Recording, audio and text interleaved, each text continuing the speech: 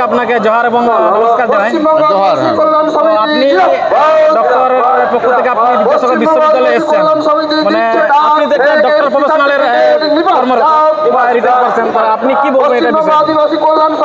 আসলে শুধু এই সমস্যাটা শুধু ডাক্তার প্রফেশনদের নয় বা ডাক্তার যারা স্টুডেন্ট এটা নয়, এটা আমাদের আদিবাসী স্টুডেন্টদের বা আদিবাসী সম্প্রদায়দের এটা ইন জেনারেল একটা সমস্যা।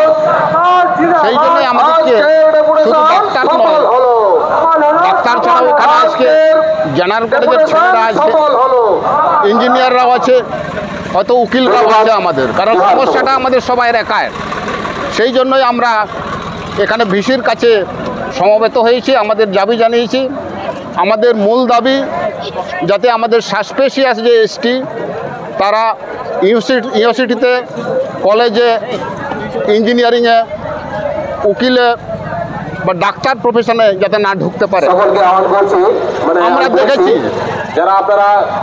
আমরা এই ফেক এসটিটাকে নির্মূল করার জন্য বিভিন্ন আমরা সরকারি দপ্তরেও ঘোরাঘুরি করেছি, আমরা দেখেছি তাতেও কিন্তু খুব একটা ফলপ্রসূ হয়নি। বাধ্য হয়ে আমাদের West Bengal tribal welfare association গঠন করতে হয়েছে। তার কারণ সমস্যাটা শুধু আদিবাসীদের, সেই জন্য আমাদের একটা আলাদা করে সংগঠন গড়তে হয়েছে এবং আমাদের এই সংগঠনের তলায় বিভিন্ন রকম যে আমাদের আদিবাসী সংগঠন আছে আমরা একত্রিত হয়েছি এবং আমরা সবাই মিলে লড়াই করছি যাতে এই ফেক এসটিরা পড়াশোনার ক্ষেত্রে আমাদের যে সাংবিধানিক অধিকার তা যদি ওরা ছিনিয়ে নিতে না পারে। শুধু পড়াশোনা নয়, পড়াশোনার পরও চাকরি ক্ষেত্রেও দেখা যাচ্ছে সেখানে ফেক এসটিরা ঢুকে আমাদের যা সাংবিধানিক অধিকার, চাকরি করার অধিকার, সেটার থেকে আমাদেরকে ছিনিয়ে নিচ্ছে। এই অবস্থায় বলতে গেলে আদিবাসীদের পিঠ থেকে গেছে দেওয়ালে। আমরা দেখতে পাচ্ছি অসংখ্য সংখ্যক ফেক এসটি পড়াশোনাতে, চাকরির ক্ষেত্রে ঢুকে এসটিদিকে প্রায় ঠেলে সরিয়ে দিচ্ছে। সেই জন্যই আমরা আজকে সমবেত হয়েছি।